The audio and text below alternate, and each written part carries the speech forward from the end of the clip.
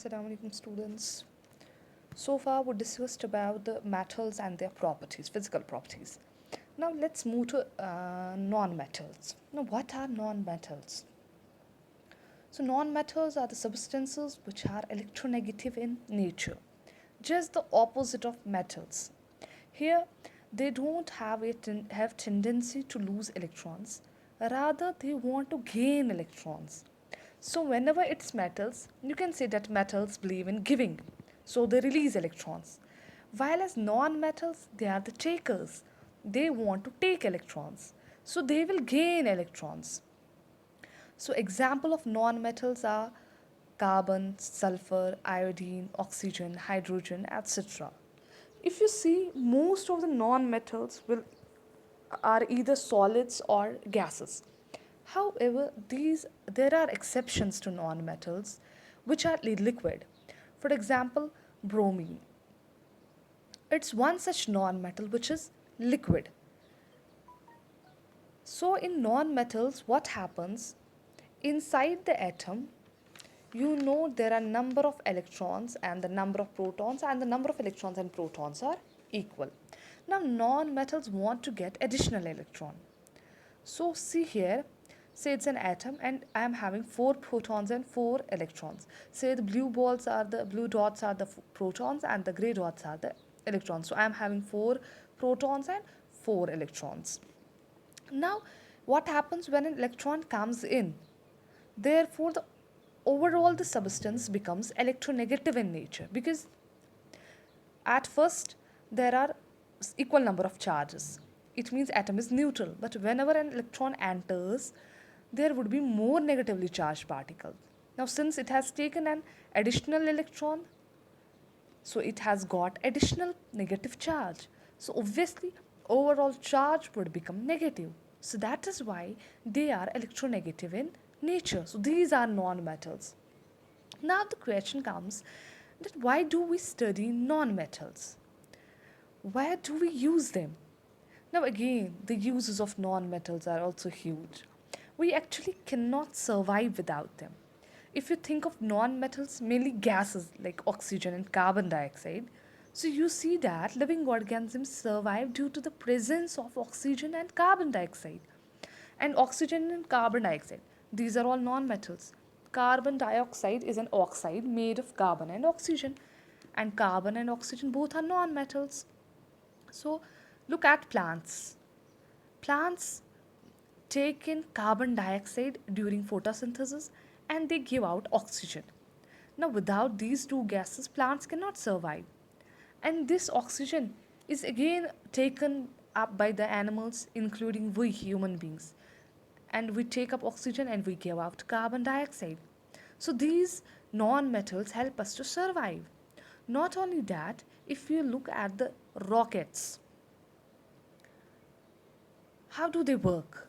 The combustion of fuels. We need oxygen for that. So if we want to rocket to work, we need to burn the fuels, and for that purpose, for the combustion of fuels, we need oxygen. So oxygen is again a non-metal. You look at the composition of air around us. Air contains 78% of almost nitrogen, 21% of oxygen. So nitrogen, oxygen, carbon dioxide, all these are non-metals and they together form the air around us. They not only form atmosphere, but nitrogen is very, very important for growth and development of plants. Apart from that, we also have fuels, an excellent source of energy. For example, coal. What is coal? Coal is made up of carbon. And what is carbon? Carbon is, of course, a non-metal. So if you talk about diamond, it's again made up of carbon. In fact, it's one form of carbon. Diamond, which is used for making a lot of jewelry. Graphite, which is present in the batteries or the pencil leads, this also contain carbon, which is again a non-metal. The neon lights, which you see in the shops or in the discs, even in the streets. So these neon lights are also made up of neon, which is again a non-metal. In fact, there are non-metals like hydrogen and helium, which are present inside gas balloons, which just goes high in the air when you leave it. So this hydrogen helium, again a non-metal. You would have also seen in the swimming pool, it contains so much of water. So there are chances of infection of water gets dirty. So therefore, if we would have seen that chlorine is applied in swimming pools for keeping away infections. So what is chlorine? A non-metal. All these chlorine, neon, hydrogen, helium, carbon. So these all are examples of non-metals. In fact, non-metals are also used in the antiseptics. For example, iodine. The same iodine which is present in our salt, iodized salt. Iodine is also used in the preparation of lot of antiseptics. So that is how we see that even non-metals are also used in our day-to-day life. Even we are surviving due to the presence of non-metals like oxygen, carbon, nitrogen. Life forms will not exist without these. So again, in a very similar way, here we start with the history of non-metals. The only non-metal which was discovered during the prehistoric time was carbon. Now that's quite surprising, right? Carbon was this carbon was discovered in the form of coal. In case of metals, there were so many metals discovered in the prehistoric time. But in non-metals, only carbon was discovered during prehistoric time. Now, one reason behind this is when we talk about non-metals, they are all solids. Sorry, when we talk about metals, they are mostly all solids. You can actually see them. So, discovering them is easier when compared to these non-metals, which are mostly in the gaseous form. So, it's little difficult to find them or to prove their existence. But however, over a period of time, gradually other non-metals were also discovered. The next one to be discovered was phosphorus during the 13th century. So there was a long gap between the discovery of carbon and phosphorus. Now, when phosphorus was discovered, it was mostly used in explosives. Why it was used in explosives? Because of its reactive nature. Now, the next discovery was oxygen in 1774.